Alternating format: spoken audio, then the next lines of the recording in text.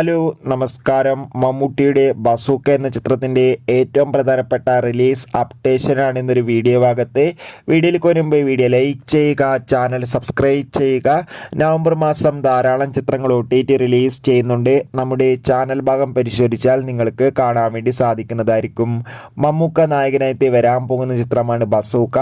എല്ലാ സിനിമാ പ്രേമികളും ഒരേപോലെയാണ് ബസൂക്ക എന്ന ചിത്രത്തിൻ്റെ ഓരോ അപ്ഡേഷനും അറിയാൻ വേണ്ടി കാത്തിരിക്കുന്നത്.